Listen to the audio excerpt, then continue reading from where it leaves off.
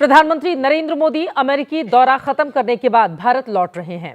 देर रात तक प्रधानमंत्री वापस आ जाएंगे। अमेरिकी दौरे के दौरान पीएम ने राष्ट्रपति ट्रंप से मुलाकात की। द्विपक्षीय बातचीत हुई।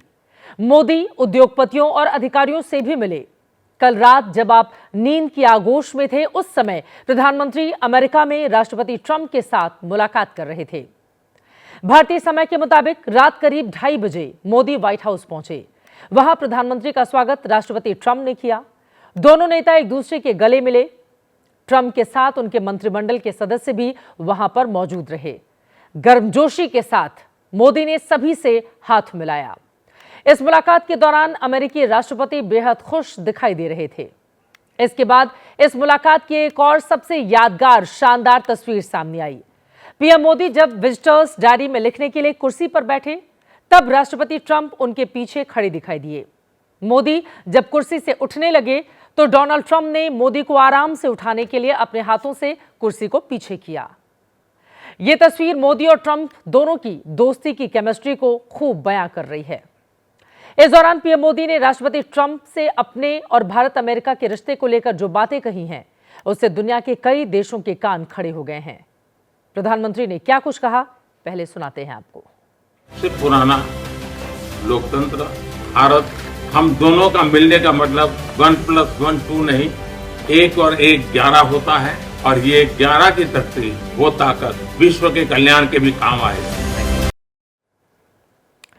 1 और 1 11 वाला ये अंदाज नरेंद्र मोदी का। इस दौरान पीएम मोदी को अमेरिकी राष्ट्रपति ट्रंप ने अपनी मोटी सी किताब आवर जर्नी टुगेदर भेंट की है। उसके पन्नों को पलटकर भी दिखाया। भारत दौरे के दौरान क्लिक की गई तस्वीरें उस किताब के पन्नों में यादगार लम्हों के तौर पर दर्ज हैं। इस किताब के पहले पन्ने पर राष्ट्रपति ट्रंप ने अपने हाथों से लिखा, mister prime minister, you are great. इस फोटो बुक में ट्रंप के पहले कार्यकाल का ब्यौरा है, जिसमें प्रमुख आयोजनों की तस्वीरें शामिल की गई हैं। इसके बाद जब प्रेस कॉन्फ्रेंस हुई, मोदी और ट्रंप व्हाइट हाउस में साथ घूमते फिरते नजर आए। इस तस्वीर में भी दोनों की केमिस्ट्री खूब देखी गई।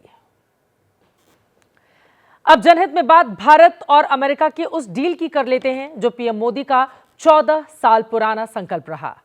आप इसे मोदी की कसम भी कह सकते हैं, या फिर देश प्रेम की धधकती ज्वाला की संज्ञा भी दे सकते हैं, जो अब जाकर शांत हुई है। देश के दुश्मनों को सजा दिलाने की पीएम मोदी की वो कौन सी सौगंध थी जो अब साकार होने जा रही है, इस रिपोर्ट में देखिए।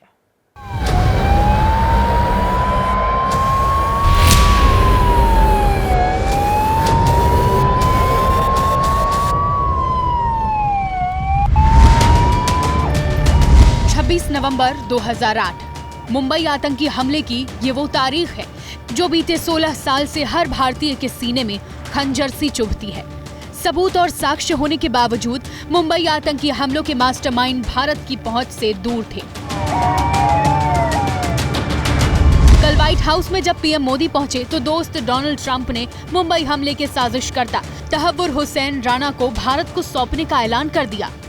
Today I'm pleased to announce that my administration has approved the extradition of one of the plotters and one of the very evil people of the world, and having to do with the horrific 2008 Mumbai terrorist attack, to face justice in India. So he's going to be going back to India. Modi Trump की 40 minute की साझा press conference का ये वो सबसे खास पल था जिसका इंतजार हर भारतीय 1.5 दशक से कर रहा है।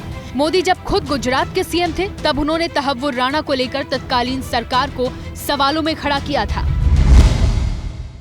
किस आधार पर 26/11 के मुंबई के आतंकवादी घटना के दोषियों को निर्दोष करार करने की हिम्मत शिकागो कोर्ट करे? इन्वेस्टिगेशन किसने किया? जहां घटना घटी उनका रोल क्या रहा? यहां के पीड़ित लोग हैं, उनको न्याय कौन दिलाएगा? अमेरिका ने पाकिस्तान को खुश करने के लिए ये मिली भगत से कोई पैंतरा रचा है, कोई व्यू बनाया है? देश के प्रधानमंत्री अमेरिका के मित्र माने जाते हैं, उनके बैठते हुए एक तरफा कार्रवाई कैसे हो रही है? मानो मोदी के सीने में भी राणा को लेकर सवाल सालों से सुलग रहा था। 26/11 हमले की चार्जशीट में आतंकी तहव्वुर हुसैन राणा का नाम शामिल है। राणा पाकिस्तानी खुफिया एजेंसी ISI और आतंकी संगठन लश्कर-ए-तैयबा से जुड़ा है। ISI, लश्कर-ए-तैयबा, डेविड हेडली और राणा ने मुंबई हमले की साजिश रची थी। आतंकी तहव्वुर हुसैन राणा का जन्म पाकिस्तान में हुआ था। पाकिस्तानी सेना की मेडिकल कोर में काम कर चुका है। सेना में डॉक्टर की नौकरी छोड़कर राणा ने कनाडा की नागरिकता ली और फिर भारत विरोधी अभियान को अंजाम देने के लिए अमेरिका शिफ्ट हो गया। मुंबई हमले के 1 साल बाद ही साल 2009 में ABP न्यूज संवाददाता मधु भाटिया झा शिकागो में राणा के ठिकाने पर पहुंची थी। पिछले 8 सालों से राणा अपने परिवार के साथ रॉजर्स पार्क इलाके के इसी घर में रहता था। राणा और उसके परिवार की अपने पड़ोसियों से ना के बराबर बातचीत थी और पिछले 8 सालों में एक बार भी ऐसा कोई वाकया नहीं हुआ जिससे उसके पड़ोसियों को उसके आतंकवादी गतिविधियों में शामिल होने की आशंका होती। लेकिन इस इलाके की शांति पिछले महीने तब भंग हुई जब FBI ऑफिशियल्स ने इस घर पर रेड की। अब 16 साल के लंबे इंतजार के बाद मुंबई हमलों के मास्टरमाइंड का हिसाब चुकता करने का वक्त आ गया है। We are working on the logistics of this, his surrender and extradition to India. There are a few final steps to be completed. The two sides are in touch on this particular issue. फिलहाल आतंकी Tahawwur Rana America की jail में बंद है। पिछले महीने अमेरिकी supreme court ने तहव्वुर राणा के प्रत्यर्पण की मंजूरी दी थी। अब विदेश मंत्रालय अमेरिका के साथ राणा के प्रत्यर्पण की कार्रवाई पर काम करेगा। इस खबर ने सीमा पार आतंकियों के खेमे में खलबली मचा दी है। भारत के लिहाज से ये बहुत बड़ी कूटनीतिक जीत है। Really fantastic job, a great leader. दुनिया बदल रही है और ये भारत के लिए ला रही है इन्फिनिट अवसर, जिसे हम कहते हैं मिनट इन्फिनिट। आइए आइडियाज ऑफ इंडिया के मंच पर समझें इसी मिनट इन्फिनिट को 21 और 22 फरवरी abplive.com पर।